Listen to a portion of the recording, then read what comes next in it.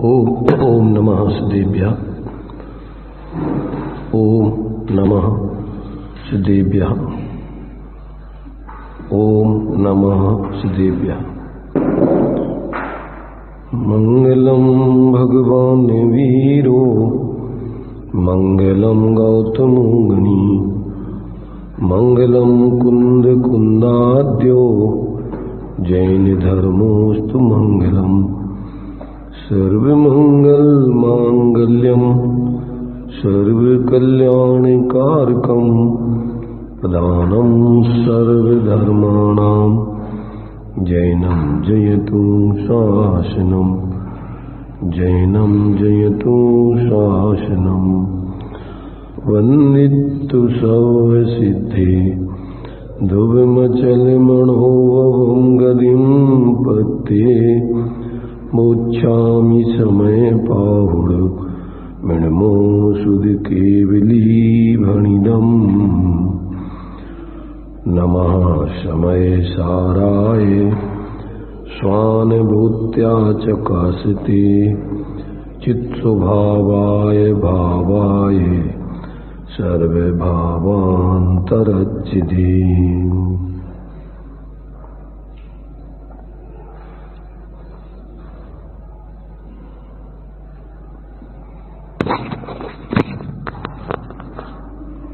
चर्चा अपनी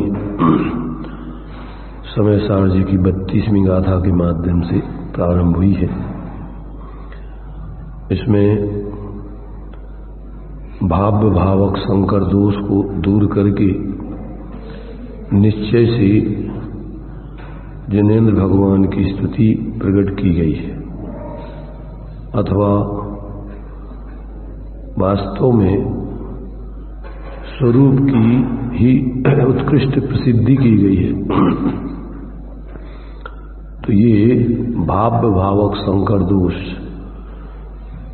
पहला पन्ने जो है इंद्रियों को जीतने वाली प्रथम स्तुति की थी, और गेय ज्ञायक उसका नाम दिया था गेय ज्ञायक संकर दोष का अभाव। और यहाँ भाव भावक संकर दोष का अभाव वाली मोह को जीतने वाली स्तुति की गई है। अब इसके आगे तीसरी स्तुति भी मोह को क्षीण करने वाली, नाश करने वाली है। यहाँ तो मोह को जीतने वाली स्तुति की गई है, वहाँ मोह को 33वीं गाथा में मोह को क्षय करने वाली, क्षीण करने वाली स्तुति निश्चय से उसमें भी भाव भावक संकर दोष का अभाव करके, और जो जीव अपने ज्ञान स्वरूप आत्मा को सब भावों से अधिक जानता है, वो वास्तव में निश्चय से भगवान जिनेन्द्र की स्तुति करने वाला होता है। तो यहाँ कभी अपना कल अपन ने गाथा पढ़ी थी, उस गाथा में इतना बतलाया था कि कर मोह जय ज्ञान स्वभाव अधिक जाने आत्मा परमार्थ विज्ञायक पुरुष ने उन्हीं जित मोही कहा। तो ये जो मुनि मोह को जीतकर अपने आत्मा को ज्ञान स्वभाव के द्वारा अन्य द्रव्यों से अधिक जानता है, उस मुनि को परमार्थ से जानने वाले जित मोह कहते हैं। परमार्थ को जानने वाले उस मुनिराज को जित मोह कहते हैं। अब टीका में इसका विस्तार से थोड़ा खुलासा करते हैं। देखिए, मोह कर्म फल देने की सामर्थ्य से प्रगट उदय रूप होकर भावक पने से प्रगट होता है, तथापि तदनुसार जिसकी प्रवृत्ति है, ऐसा जो अपना आत्मा भाव्य उसको भेद ज्ञान के बल द्वारा दूर से ही अलग करने से इस प्रकार बलपूर्वक मोह का तिरस्कार करके समस्त भाव्य भावक संकर दोष दूर हो जाने से एकत्व में टंकोत्कीर्ण निश्चल और ज्ञान स्वभाव के द्वारा अन्य द्रव्यों के स्वभाव से होने वाले सर्व अन्य भावों से परमार्थता भिन्न अपने आत्मा को जो अनुभव करते हैं वे निश्चय से जित मोह अर्थात जिसने मोह को जीत लिया है ऐसा जिन है। कैसा है वह ज्ञान स्वभाव? समस्त लोक के ऊपर तिरता हुआ प्रत्यक्ष उद्योत रूप से सदा अंतरंग में प्रकाशमान अविनाशी अपने से ही सिद्ध और परमार्थ रूप ऐसा भगवान ज्ञान स्वभाव जानना चाहिए। देखो, अब इसमें अपन को बहुत सारी बातें समझने लायक हैं और बहुत ही महत्वपूर्ण है। जो ये तीन यहाँ पर निश्चय से स्तुतियाँ की गई हैं वे पूरे धर्म का प्राण है, वेद विज्ञान का प्राण है। अगर ये कार्य अपन ने कर लिया तो समझ लो कि अपन सम्यक दृष्टि धर्मात्मा बन के क्रम से परमात्मा बनने के मार्ग में आरूढ़ होकर क्रम से परमात्मा बन जाएंगे। तो अब अपन को ये समझने लायक बातें हैं। पहले तो अपन ने ज्ञेय संकर दोष में 5 द्रव इंद्री और उनकी भाव इंद्री और उनके विषय, उनको जीत करके और जो ज्ञान से अधिक अपने आत्मा को जानता है वो इंद्री विजेता पद को प्राप्त होता है। उसमें तो ये सिद्ध किया था। तो उसमें तो अपने लिए ज्ञान में जो ज्ञात होते हैं अपने ज्ञान स्वरूप आत्मा से भिन्न, उन सबको अपने ज्ञान स्वरूप आत्मा से भिन्न जानकर मानकर अपने ज्ञान स्वरूप आत्मा को अंदर में ग्रहण करके और उन ज्ञेयों में ज्ञान का न जुड़ना, उनका अनुभव न करना, अपने ज्ञान स्वरूप आत्मा का ही अनुभव करना, उसका नाम ज्ञायक संकर दोष का भाव है। भावेंद्री ज्ञेय है और मैं ज्ञाता हूँ, थोड़ा सा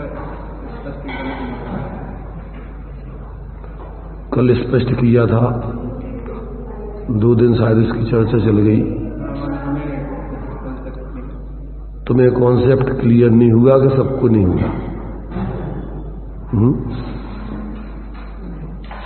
भाव इंद्री, द्रव इंद्री और इंद्रियों के विषय, तो इसमें अपने लिए ज्यादा बुद्धि लगाने की जरूरत तो है ही नहीं।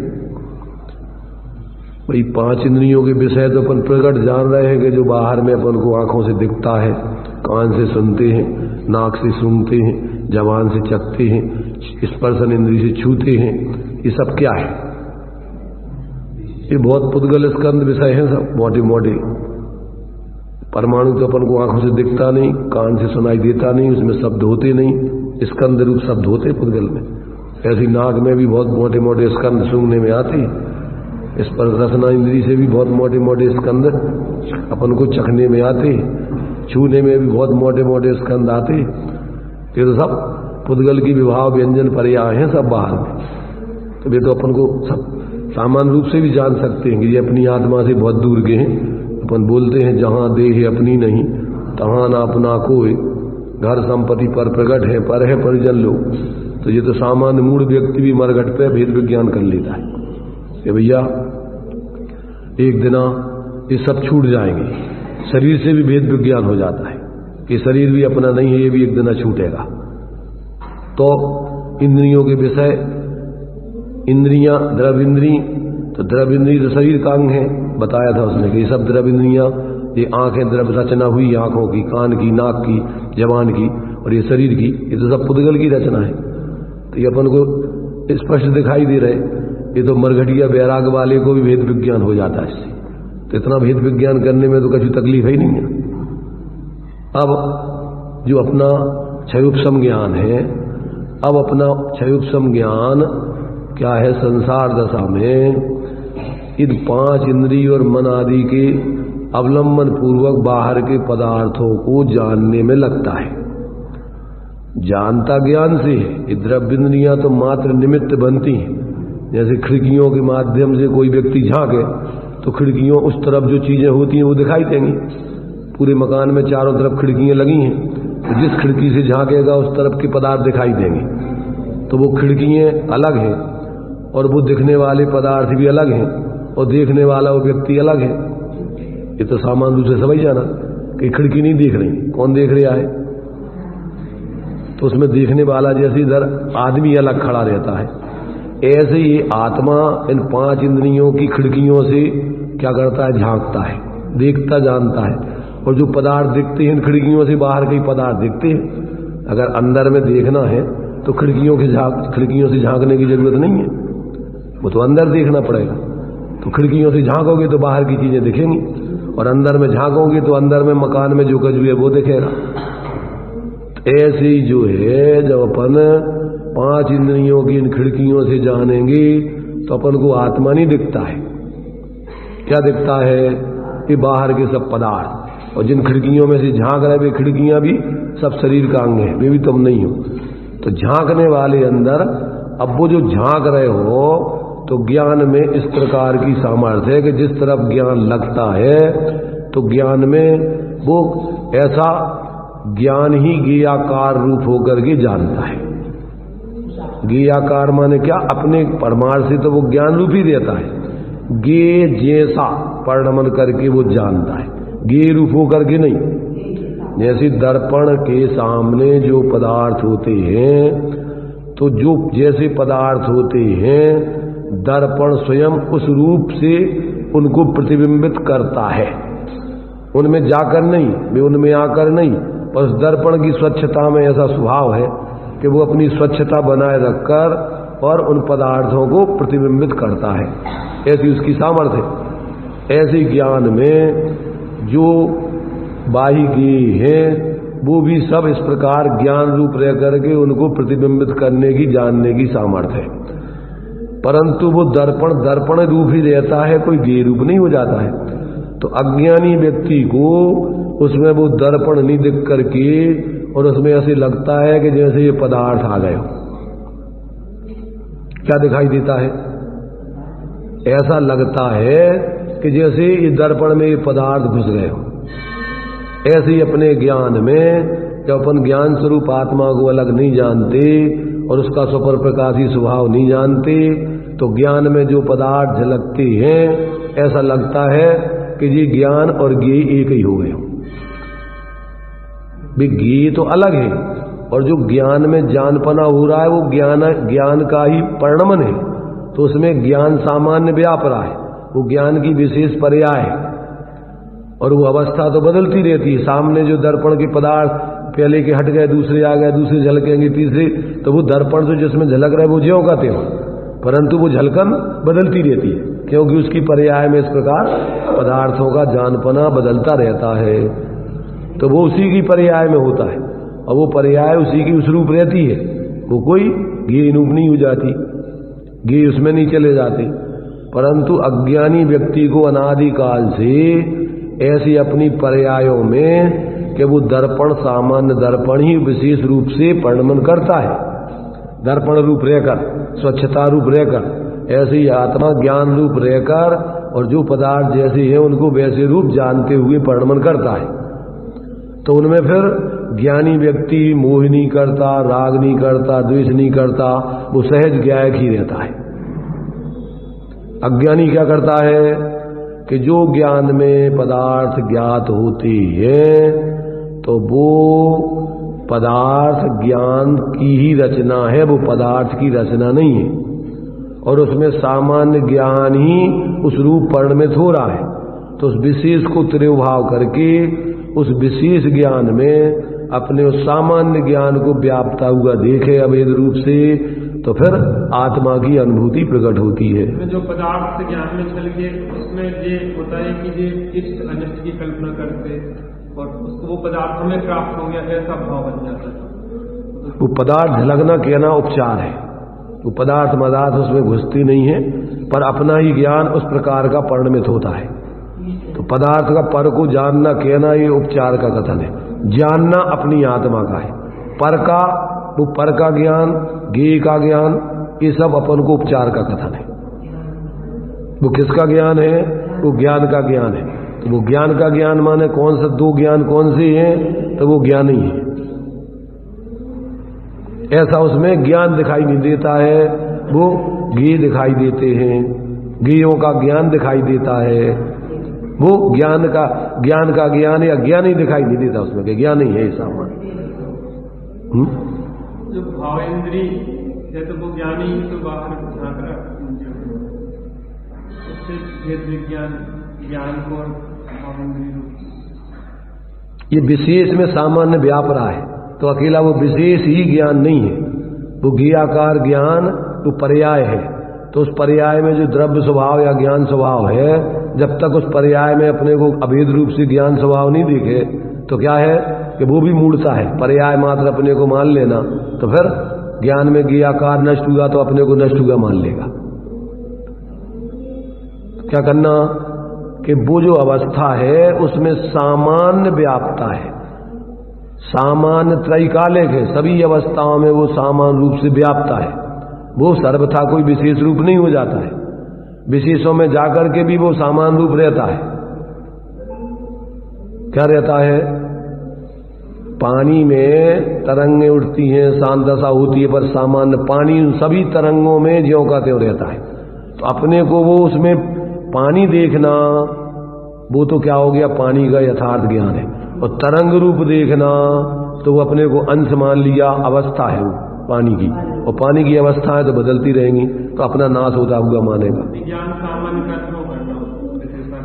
तो वो विशेष ज्ञान में व्याप्ता हुआ सामान्य ज्ञान देखे और ये मैं हूं, ये विशेष ज्ञान वास्तव में अभेद दृष्टि से जब अनुभव करेगा तो ये विकल्प भी खत्म हो जाएगा कि मैं विशेष हूं कि सामान्य हूं, तो सामान्य विशेष का भी विकल्प खत्म हो जाता है और अद्वैत रूप से, अभेद रूप से अपनी आत्मा की अनुभूति प्रकट होती है।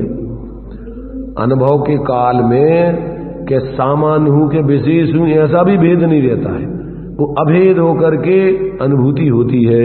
पर उस अनुभूति में ऐसा प्रतीति बढ़ती है मैं हूं, कौन? सामान्य माने सामान्य रूप से ऐसी प्रतीति उसमें बढ़ती रहती, ये मैं हूं, ये मैं हूं। तो जो सामान्य रूप से ज्ञान स्वरूप आत्मा है वो अनादि अनंत ज्यों का त्यों रहता है। तो अकेला एक पर्याय नहीं, अकेला एक गुण नहीं, सभी पर्यायों में सामान्य रूप से रहने वाला वो मैं हूं। ऐसी जब द्रव्य दृष्टि होती है तो फिर पर्यायों में अनेक प्रकार का ज्ञान स्वपर का होते हुए भी उसमें सामान्यपना जो रहता है उसकी प्रतीति निरंतर बढ़ती है, उसमें किसी प्रकार फिर उसको कोई भ्रम नहीं होता है। ऐसी प्रतीति उसके लिए धारा प्रवाह, जब तक वो बिल्कुल पूर्ण निर्विकल्प अद्वैत दशा नहीं हो जाए, पर्याय और द्रव्य स्वभाव का भेद खत्म नहीं हो जाए। भेद खत्म मतलब विकल्पात्मक रूप, निर्विकल्प रूप में तो जैसी वस्तु है सामान्य विशेषात्मक वो निर्विकल्प रूप में रहेगी। तो पक्षातिक्रांत उस प्रमाण ज्ञान में कोई विकल्प नहीं होते। सर्वज्ञ के ज्ञान में सब कुछ जानते हुए वे अपनी आत्मा को निर्विकल्प रूप से जान रहे, उसमें कोई विकल्प नहीं है। वस्तु कैसी है? सामान्य विशेषात्मक। तो जब अपन को छद्मस्त जीवों को और राग देश के काल में विकल्प होते हैं, अथवा भेद करके विचार करने पर कसाई जीवों को विकल्प होते हैं, इसलिए उसको अभेद रूप से अनुभव करके निर्विकल्प रहने की प्रेरणा दी है कि आप इन भेदों के विकल्पों में ही मत पड़े रहो। पर के बारे में तो अपना सोचना जो है वो तो अपनापन और परायापन में बहुत मोटा मिथ्यात्व है, परंतु अपने भी अगर एक पर्याय को अपना स्वरूप माना, एक गुण को माना, तो ये भी मिथ्यात्व है। वो भी क्या हो गया? एकांत मिथ्यात्व, जो अभी दोपहर में चला था कि आत्मा तो द्रव्य पर्यायात्मक है और अपन अकेले आत्मा को द्रव्य रूप ही मान लें, अथवा द्रव्य रूप मान लिया निश्चयाभासी, अकेले पर्याय रूप मान लिया व्यवहाराभासी, दोनों को सर्वथा अलग अलग मान लिया उभयाभासी, और दोनों को सर्वथा एक ही मान लिया अनुभयाभासी। तो वस्तु कथनचित एक रूप सामान्य रूप है, वस्तु कथनचित अनेक रूप विशेष रूप है, वस्तु कथनचित उभय स्वरूप है और वस्तु कथनचित उभय स्वरूप है। वस्तु का चतुष्टयात्मक रूप से विचार। जब तक ऐसा उसको जब अपन निश्चय से देखते हैं द्रव्य स्वभाव से, तो वस्तु एक रूप सामान अभेद दिखती है, नित्य दिखती है। जब अपन पर्याय से गुणभेद से देखते हैं तो वस्तु अनित्य भेद रूप दिखाई देती है, विशेष रूप दिखाई देती है। और जब वस्तु को अपन उभय दृष्टि से देखते सामान्य विशेषात्मक, तो वस्तु दोनों रूप दिखती है। और वो दोनों कोई सर्वथा एक दूसरे से भिन्न नहीं है। द्रव्य बिन पर्याय ना पर्याय बिन ना द्रव्य हो, दोनों अनन्य रहे। कथनचित वस्तु दोनों द्रव्य है सो वही पर्याय, और जो पर्याय है वही द्रव्य।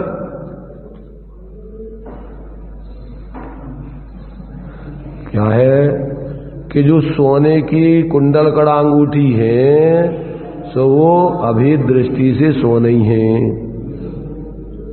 ऐसा नहीं है कि कुंडल कड़ा अंगूठी कहीं अलग है, अलग वस्तु है, और जो सोना है कोई अलग वस्तु है। ये दोनों अवस्था और अवस्थावान माने द्रव्य सामान और विशेष की दृष्टि से देखो नित्य अनित्य, तो द्रव्य स्वभाव नित्य है यानी स्वर्णपना नित्य है, और वो पर्याय बदलती रहती हैं। तो ये बदलना और नहीं बदलना, बदल करके भी नहीं बदलना, ये वस्तु का स्वरूप है। एक रूप बने रह करके प्रति समय बदलते रहना, ये उसमें द्रव्य पर्याय पने रूप परिणमन करने की स्वयं सामर्थ्य। तो ऐसी प्रत्येक वस्तु अनादि अनंत। अपन भी अभी जीव है, अभी अपन इतना अनादिकाल से चतुर्गति में भटक रहे, 4 गति 84 लाख में, तो बदलती ही अवस्थाएं कि नहीं बदलती? बदलती हैं। परंतु जीव अनन्य हो जाता है कि वो ही रहता है? वो जीव पने से वही जीव है, अवस्थाएं बदलता रहता है, और जीव पने से वही द्रव्य पने से, जो कहते हैं। तो जब ये पर्याय, अब ये परिवर्तन अपन परावलंबन से मोह से एकत्र मत करके तो विकारी परिणमन होता रहता है।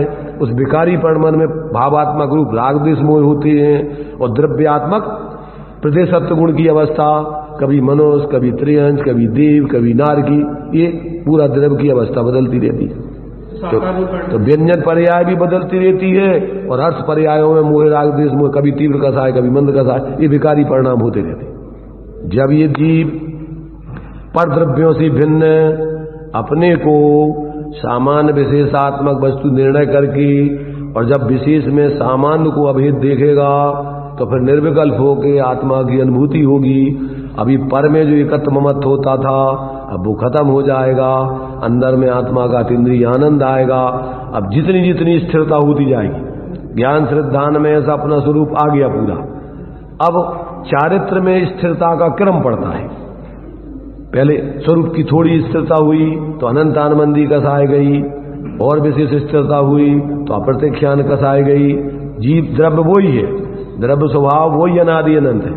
अब उसमें श्रद्धापन को अपने के मैं यही सामान हूं, यही नित्य हूं, यही अभेद हूं, ऐसा अपन को ज्ञान श्रद्धान बराबर सम्यक हो गया।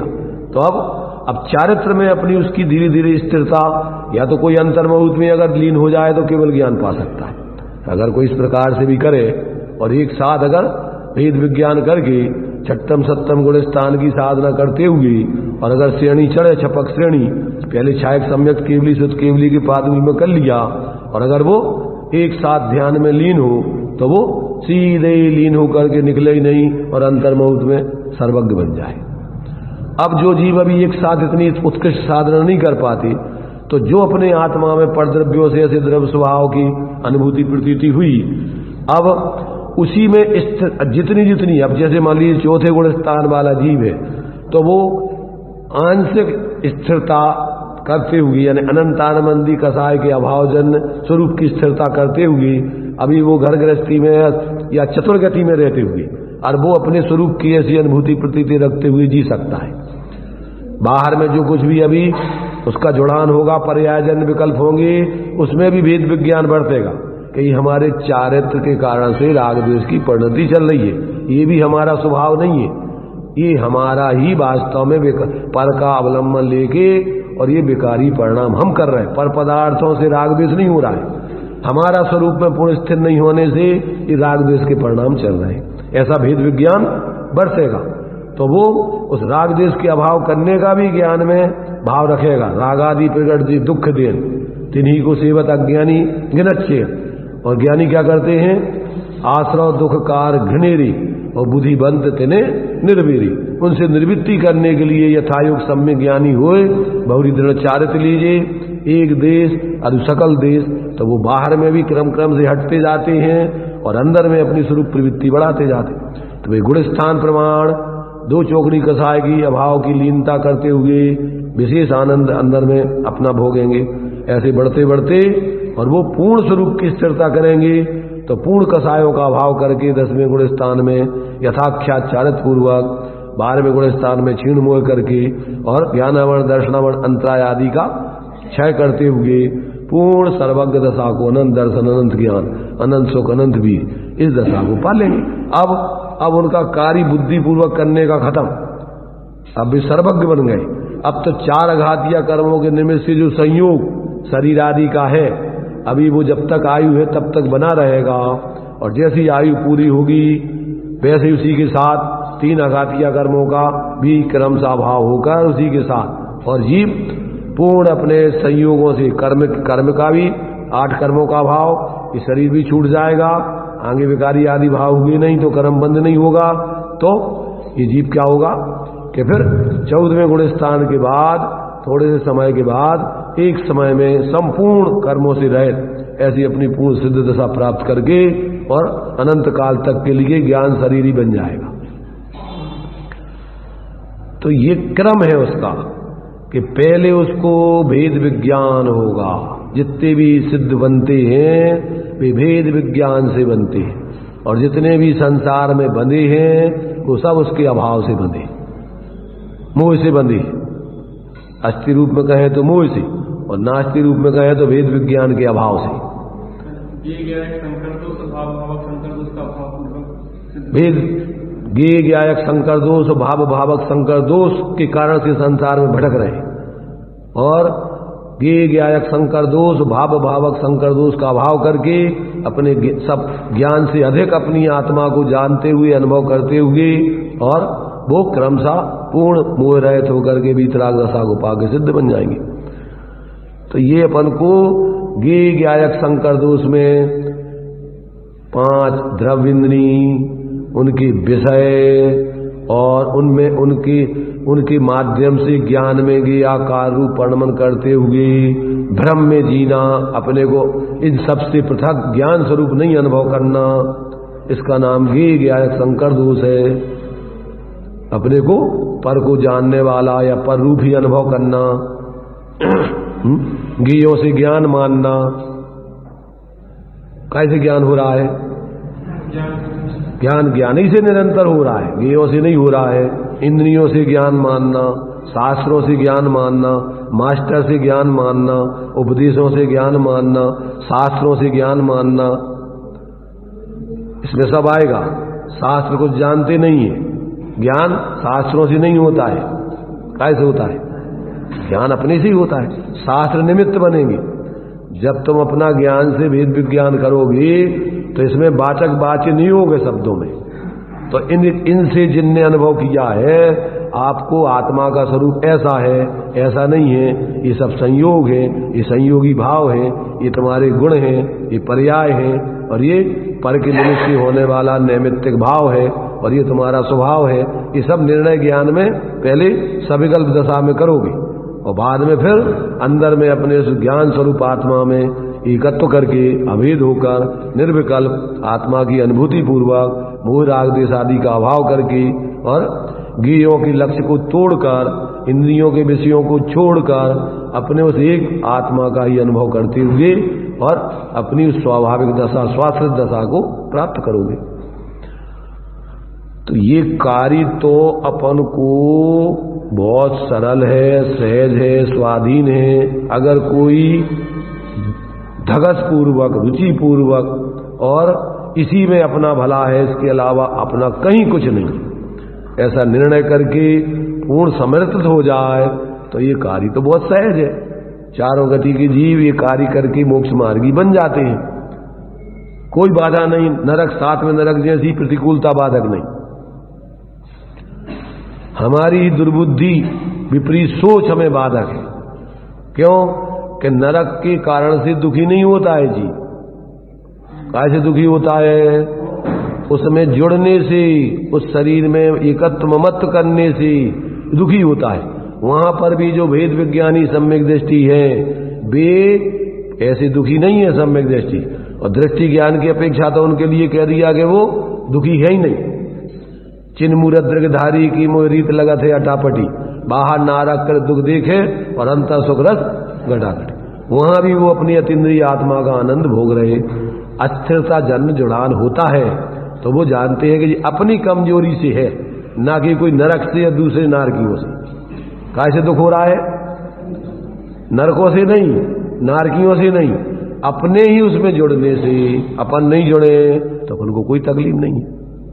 स्थिरता की बात है, तो ऐसा जिसको भेद विज्ञान होता है वो संयोगों को दोष नहीं देता, संयोगों को भला बुरा नहीं जानता, अपना ही विकारी परिणाम, मिथ्यात्व का परिणाम पढ़ता रत्नगण शराब का आचार में। क्या ना सम्यक्त समम किंचित त्रयी काले त्रिजगत्यपि श्रेयो और अश्रेयाश्च मिथ्यात्व समम नान्यत तनुभृताम। मिथ्यात्व के समान इस जीव का 3 लोक और 3 काल में कोई शत्रु बैरी नहीं है। मिथ्यात्व माने कोई वस्तु नहीं, मिथ्यात्व माने तुम्हारी उल्टी मान्यता। और सम्यक्त के समान 3 लोक 3 काल में इस जीव का कोई हितैषी नहीं, बंधु नहीं, मित्र नहीं, कल्याणकारी नहीं। सम्यक्त माने क्या? पर द्रव्यों से भिन्न अपने को अपने चेतन स्वरूप अनुभवना मानना। ये तुम्हारा, ये इससे तुम्हारा कल्याण है। दुनिया को देखते रहने से, उनको गाली देते रहने से, उनको हटाने जुटाने के चक्कर में रात दिन पड़े रहने से आज तक कोई सुखी नहीं होता, सुखी नहीं हुआ, होने की व्यवस्था नहीं।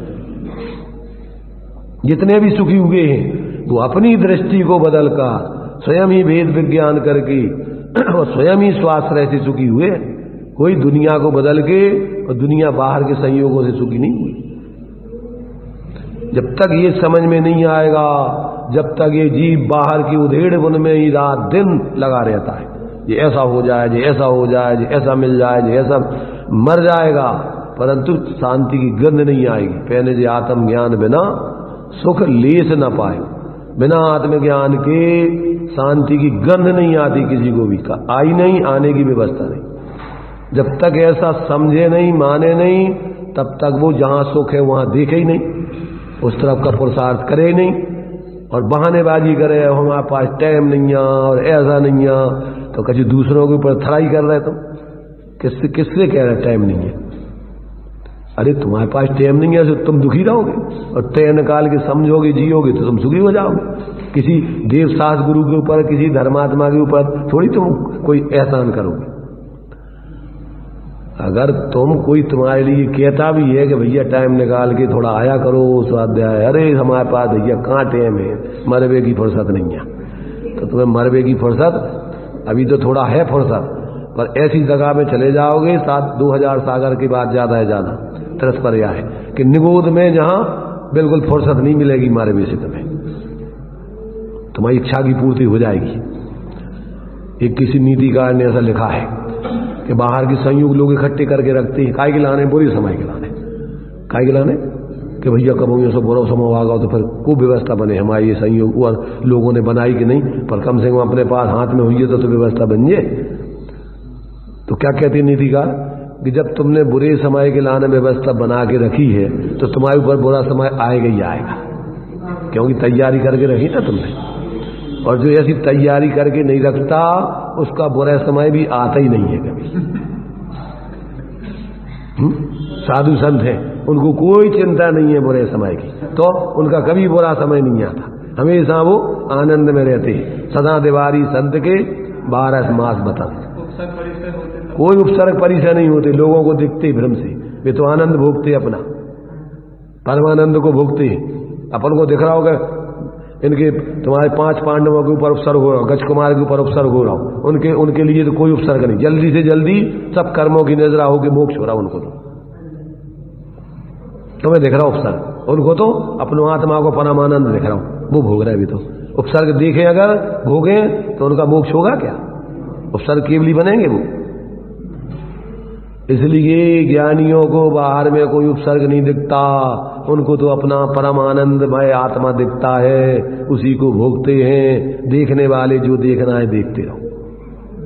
गृहस्थी में रोग बीमारी में थोड़ा बहुत सब भ्रष्टि है, गृहस्थी नहीं है जो अपने को शरीर मानता है। गृहस्थी किसे कहते हैं? गिरी पै ग्रह में न रचे ज्यों जलते भिन्न कमल। जो अपने को जीव जानता है, अपने को आत्मा जान के अनुभव करता है, उसको उपचार से गृहस्थी कहते हैं। परमार्थ से तो वो अपने को गृहस्थी नहीं देखता। क्या देखता है? वो अपने को जीव अनुभवता है। तो जो अपने को जीव नहीं अनुभवते, वो अपने को गृहस्थी मानते हैं, वे भ्रष्ट हैं, ग्रस्त नहीं है। ग्रस्त तो सम्यक दृष्टि होते हैं, और जो सम्यक दृष्टि नहीं है वे सब मोही हैं, ग्रस्त नहीं है, भ्रष्ट है। आचार्य समंत्र भद्र ने दिखा, ग्रस्तो मोक्ष मार्गस्तु निर्मोहो नैव मोहमान अनगारो ग्रीश्रेयाने निर्मोह मोहिनो मुनि। आचार्य कहते वो ग्रस्त तो मोक्ष मार्गी है, और वो साधु बन गया और आत्मज्ञान नहीं करता है और बाहर में घूम रहा है, तो कहते वो भ्रष्ट है, वो मोक्ष मार्गी नहीं है।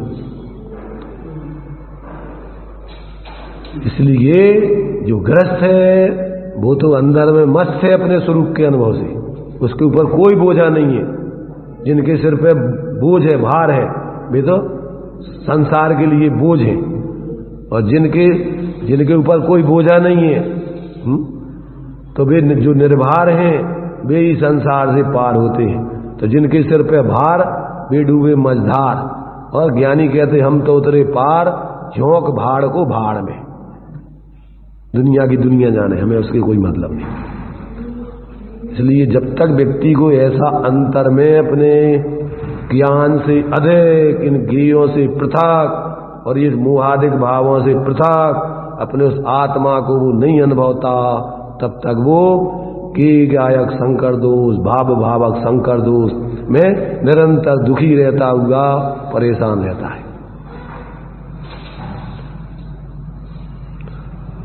क्या कह रहे हैं? तो गे गायक संकर दोष क्या कहलाता है? ये दिमाग में बिल्कुल अपने खचित हो जाना चाहिए, अपने ज्ञान स्वरूप आत्मा को जान करके। उससे ज्ञान स्वरूप आत्मा से सबको पृथक करके जान लेने पर गे गायक संकर दोष का अभाव होता है। और भाव भावक संकर दोष का ये खुलासा कर रहे हैं कि मोह कर्म फल देने की सामर्थ्य प्रकट उदय रूप होकर भावक पने से प्रकट होता है, तथापि तदनुसार जिसकी प्रवृत्ति है, मोह कर्म के उदयानुसार जिसकी प्रवृत्ति है, ऐसा जो अपना आत्मा यानी जिसका आत्मा है उसका वो भाव कहलाता है।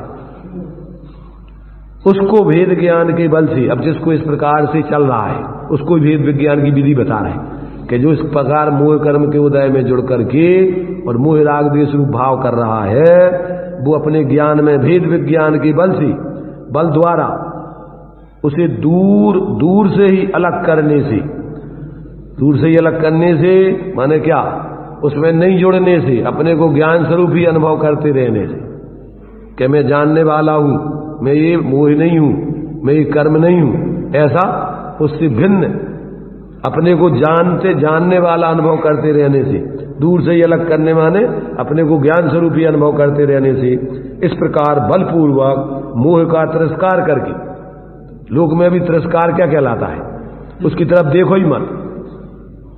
पवनंजय ने अंजना का तिरस्कार किया था, तो क्या किया था? उनको गाली दी थी, मारा था, क्या किया था? उनको उनकी तरफ देखना बंद कर दिया। गांधी जी ने यही विधि स्वतंत्र देश को स्वतंत्र होने की विधि बताई थी। क्या कहा था उनने? अपन को इनको भगाना है तो क्या करना, इनसे लड़ना नहीं, असंयोग करो इनका। ये कहवे जो काम करने की सविनय अवज्ञा करो इनकी, नहीं भाई हम नहीं कर पाएंगे। ऐसे ही मोह कर्म का उदय आता है और वो कहता है क्रोध करो, शरीर में एकत्र बुद्धि करो, शरीर को अपना मानो। तुम कहो भैया हम नहीं कर पाएंगे तुम्हारी आज्ञा का पालन, हम तो अपने ज्ञान स्वरूप ही ज्ञान स्वरूप में रहेंगे, उसी को भोगेंगे। तो वो कहेगा हम क्या करें अब तुम्हारे पास, जब तुम अंग्रेजों की नौकरी नहीं करोगी तो वे क्या हम इतने रह करके अब करेंगे क्या, नौकर बन के थोड़ी देना हमें तुम्हारी, तो क्या करेंगे वे भाग जाएंगे तुम्हारे देश को छोड़ के। तुम्हारी तुम उनकी आज्ञा का पालन करते थे तो तुम्हारे ऊपर वो शासन करते हैं। नौकर कब बनता है व्यक्ति? जब दूसरों की आज्ञा माने, और वो आज्ञा ही नहीं माने तो ये बताओ कि वो तुम्हें नौकर मानेगा? फिर तुमसे नौकरी कराएगा? जो नौकर बनने तैयार है तो मालिक बनने को बहुत तैयार है संसार में, और जो नौकरी करने तैयार नहीं, बताओ उसको कोई नौकर बना सकता है क्या? जो होते ना फक्कड़ जीवन जीने वाले, यदि ठेले मेले वाले होते ना, और उनका ये रहता है कि हमें तो बस खा भी मिल जाए किलो तो बस उतना ही, हमें और बाकी नहीं। उनने एक आध काम किया और बढ़िया खाया पिया और ठेला को एक पेड़ के नीचे खड़ा किया और आराम से सो रहे। अब वो कही गए ठेले वाले, चलो भैया, अरे वो कोई को देखो, कल का कल देखेंगे, आज का हमारा काम हो गया। अब हम कोई ठेला वाले नहीं है, अब तो हम मालिक हैं अभी। तो जब हम गुलाम बनने के लिए तैयार हैं, संयोगों कर्म के उदय अनुसार जीने के लिए तैयार हैं, तो कर्म भी तुम्हें गुलाम बनाने के लिए तैयार है सदाकाल, घूमते रहो चार गति में।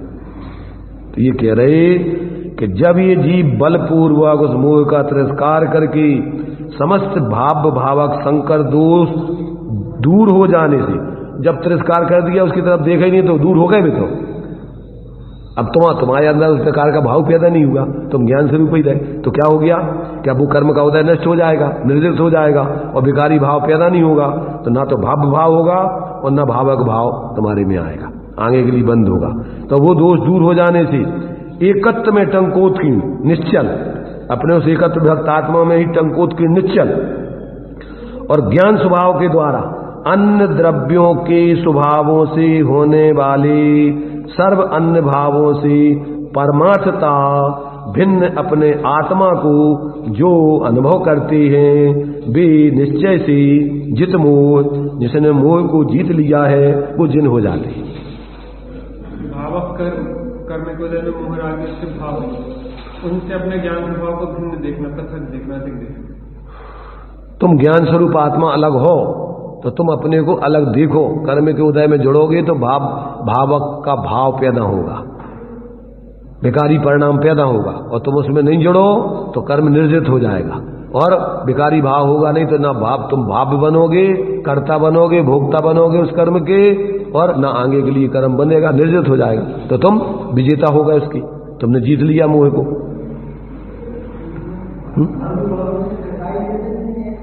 अरे भावक में अभी आगे देखो कितने रखे हैं, उनमें कितनी चीजें रखी, आगे पढ़ो जो कितने 16 पद रखे हुए।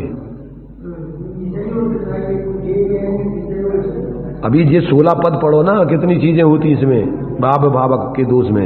यहां लिखा देखिए, इस प्रकार भावक भाव के संकर दोष को दूर करके दूसरी स्तुति है।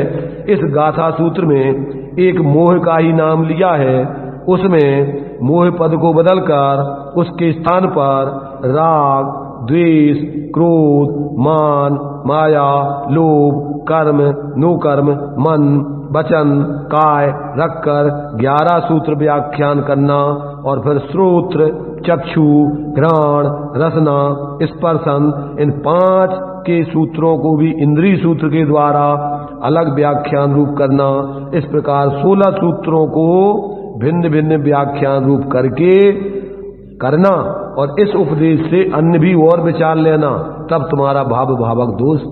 ये तो कहने में तुम्हें अलग अलग समझा रहा है, जित मोह और भावक मोह का जीतना और क्षय करना, सब में एक ही काम करना है, एक ही है वो सब में। एक ज्ञान स्वरूप आत्मा से अपने को भिन्न कर लिया, अनुभव कर लिया, तो जितने प्रकार के दोष हैं वे सब तुमने जीत लिए। तो ये गया है कि इसके अंदर आगे जयसेनाचार्य देव ने तो ये लिखा कि ये तो हमने तुम्हें सामान्य से लिख दिए, विशेष में देखो क्या लिखा। ये उनके 84 पेज पे देखो, अंतिम उनकी टीका का अंतिम वाक आदि लाइन, ये 16 वाक तो उन्हें लिखे ही हैं। ये पृथक कथन व्याख्यान करना चाहिए। और इसी प्रकार और भी असंख्यात लोक प्रमाण विभाव परिणाम हैं, उनको भी जान लेना चाहिए। जो भी भाव मैंने तुम्हें कि भैया देखो घर में जो है कुत्ता कुत्ता कुत्ता घुस करके कुछ खा नहीं जाए, और तुम जो है शुगर घुस गाओ कि तुम तो हमसे कुत्ता की कह गए थे, तो कुत्ता को मतलब क्या हो? तो कोई भी आकर के घर में नहीं घुस जाए कुछ खा जाए, कि अकेले कुत्ता ही लगाऊंगे? जो कुत्ता कही थी तुमने तो भैया हम लोग कुत्ता देखते रहे, अब कुत्ता बिल्ली खा गई है, शुगर घुस गाओ, गईएं घुस गई, जानवर घुस गए, और कोई घुस गाओ, तो तुमने हमसे कही नहीं आती। तो जो ही को मतलब जो हैगा, अरे तुम अपने ज्ञान स्वभाव से च्युत किसी भी हालत में नहीं होना। जो कोई भी आ जाए तो कहना हमारा तुमसे कोई लेना देना नहीं। तो ये जो है पर को शास्त्रों में तो अब कथन तो तुम्हें व्यवहार से क्रम से एक में तो तुम नहीं समझते, इसलिए तो कहना पड़ता। समझदार बच्चे से तो इशारा करते, देखो बेटा ये मेहमान आ गए, तो इतना किया और वो समझदार सब कर लेगा। अगर मेहमान ऐसे ही वो औपचारिक हैं तो पानी अकेला ले आएगा, चाय अकेली ले आएगा, और अगर नजदीकी है तो पूरी तैयारी घर में भोजन पानी की कह करके वो सब तैयार करेगा। और अब जो मूर्ख भी बच्चा है, अब उसे कहा कि भैया देखो ये आ गए मेहमान, जाओ पानी लाओ, एक गिलास पानी ले आएगा। अरे तो एक ही गिलास ले आए, 3 जने हैं ना, जग भर के ले आओ, 3 गिलास ले आओ तो 3 ले आएगा। अरे ये अपने मामा जी है ना, तो नाश्ता पानी की बोले कि नहीं, ना भोजन की कही मम्मी से कि नहीं, जितनी कह जाओ उतनी करत जाए। समझदार को तो इशारा काफी होता है, और ना समझ के लिए कितने भी समझाते रहो उसकी समझ में आती नहीं।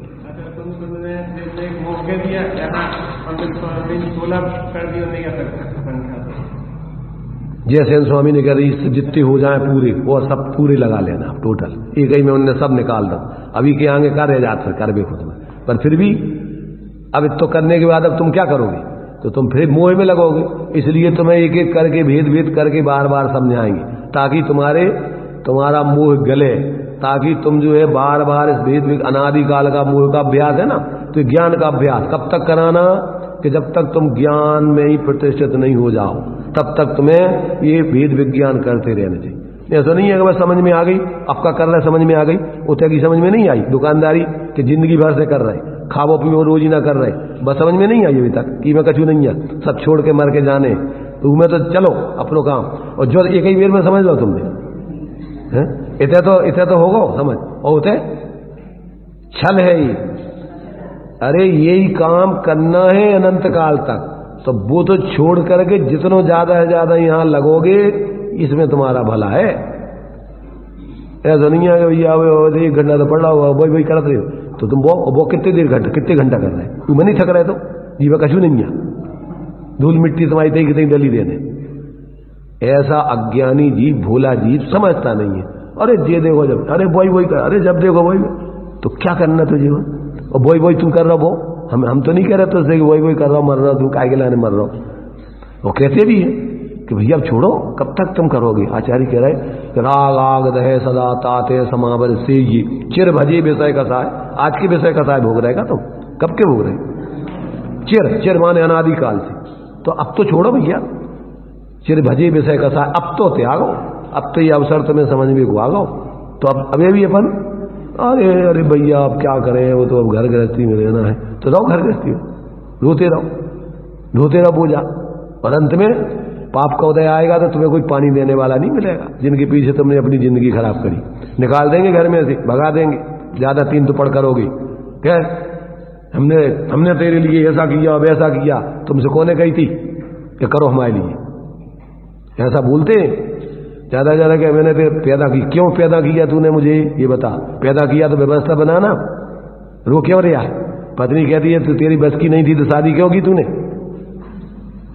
है बोलती नहीं, अगर तेरी बस की नहीं थी तो तेरी मांग भरी ना तूने मेरी, पहले प्रतिज्ञा करी हमारी मांगे पूरी करेंगे। मांग भरना माने क्या होता है, हम शादी कर रहे हैं तो हमारी मांग भरो तुम, पहले के हम प्रतिज्ञा करवा रहे हैं तुमसे, क्या हमारी मांगे पूरी करोगे कि नहीं, तुम प्रतिज्ञा करते कि नहीं सुरेश चंद जी।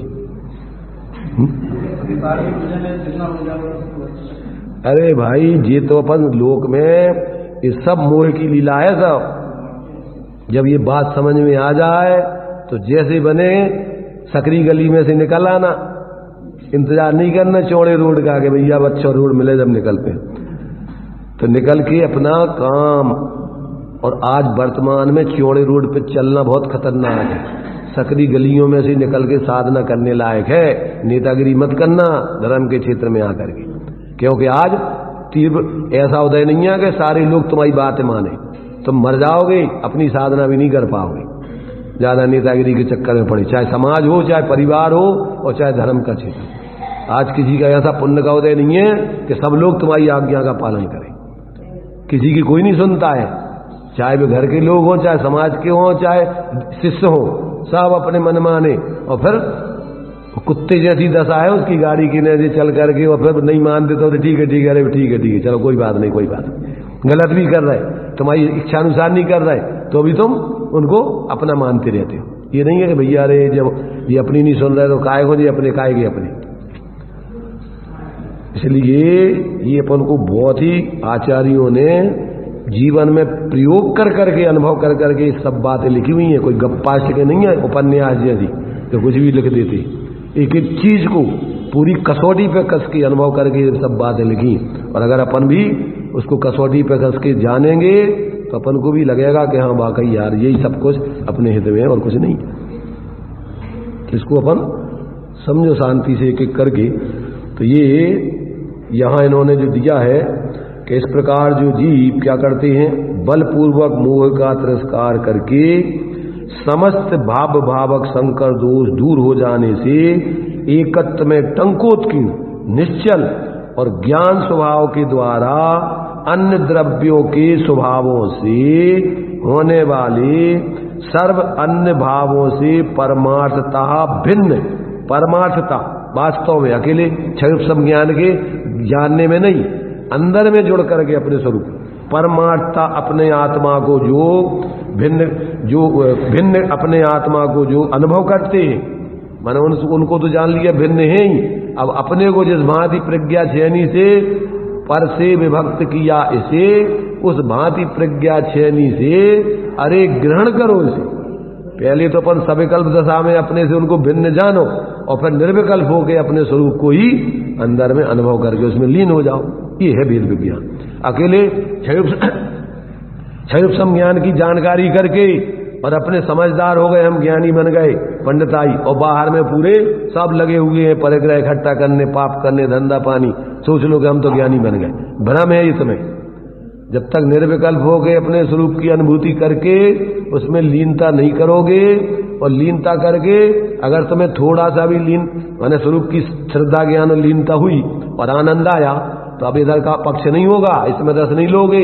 ये तो मजबूरी में अगर उतनी नहीं कर पाओ तो अंदर में दुख होगा, निंदा गरहा होगी, उससे छूटने के लिए निरंतर प्रयत्नशील रहोगे, उसका पक्ष नहीं लोगे कि अरे भैया अब कौन हम कजू गृहस्थ हैं, अब तो गृहस्थ हैं, ये नहीं करेंगे तो क्या करेंगे। उसको तो ये लगेगा कि कितने जल्दी ये झंझट छूटे, रागादि प्रकट दुख दें। तो अज्ञानी तो सेवन करता है, ज्ञानी आश्रव दुख कार घनेरे बुद्धिवंत तेने निर्वेरे, निर्वृत्ति करने के लिए पुरुषार्थ करता है, उसका पक्ष नहीं लेता है। नहीं कर पा रहा हो तो अंदर में जानता है भैया अब अपनी क्या करें, प्रयत्न पूरा करने पर भी। जैसे राजा श्रेणिक थे तो अब भी आगे व्रत आदि नहीं ले पा रहे थे, बहुत दुखी थे, और बार बार प्रश्न पूछते थे कि भैया अब हमें सब कुछ समझ में आ गया, अब हम निर्वृत्ति लेके स्वरूप की आराधना उत्कृष्ट क्यों नहीं कर रहे। कह रे राजन तुमने नरक आयु का बंद कर लिया था, तो अब साथ में नरक तो नहीं जाओगे, पर नरक में तो जाना पड़ेगा, तो अभी तुम त्यागी नहीं बन पाओगे।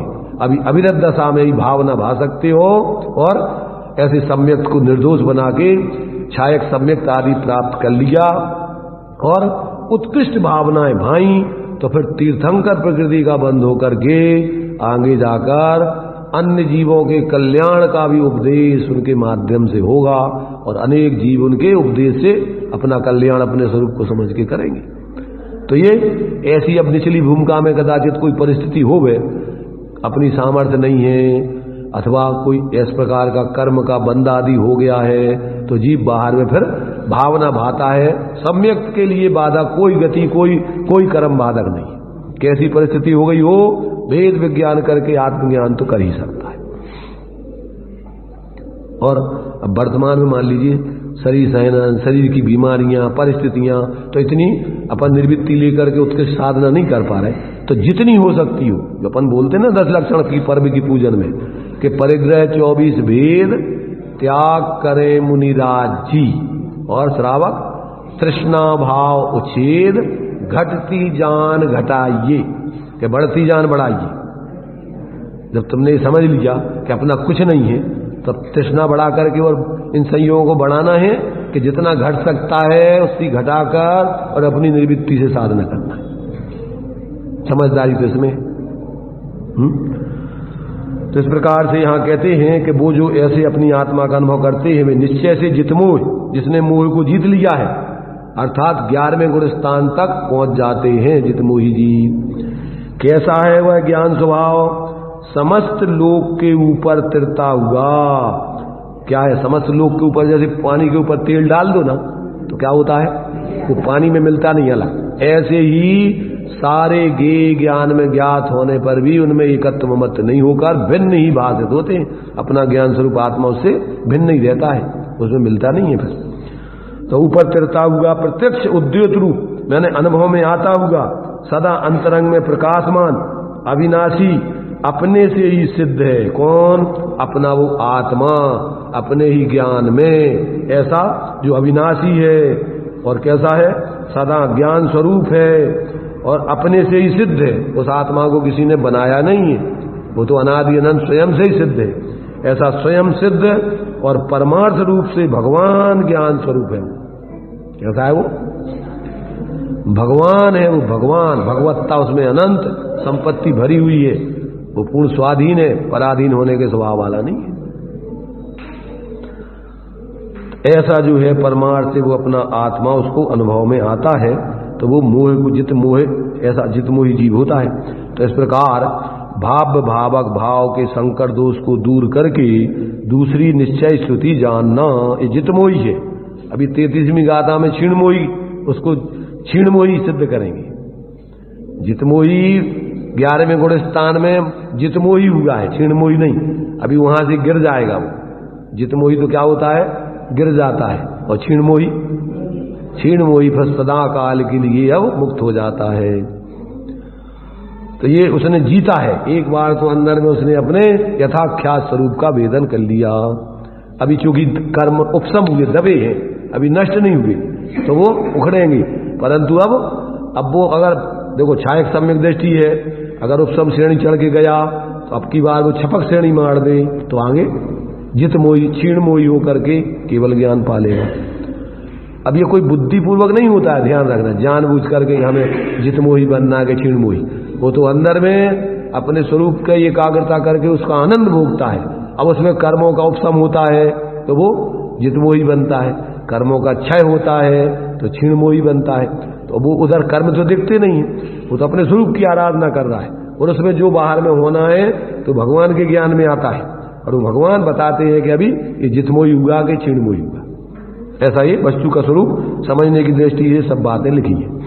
तो इस गाथा सूत्र में एक मोह का नाम ही लिया है, उसमें मोह शब्द को बदलकर, मोह माने दर्शन मोह, मिथ्यात्व को बदलकर उसके स्थान पर बदलकर माने इस ये तो है ही, पर उसके संगे संगे चारित्र मोह संबंधी राग, द्वेष, क्रोध, मान, माया, लोभ, कर्म, ये जितने भी हैं, कर्म, नो कर्म, मन, वचन, काय, क्योंकि इनका अवलंबन लेकर के जीव क्या होता है? छद्मस्त, सब विकल्प भी होता है, संकल्प विकल्प में उलझता है। तो इन सब का अवलंबन छोड़ना है, किसी का भी अवलंबन नहीं लेना है।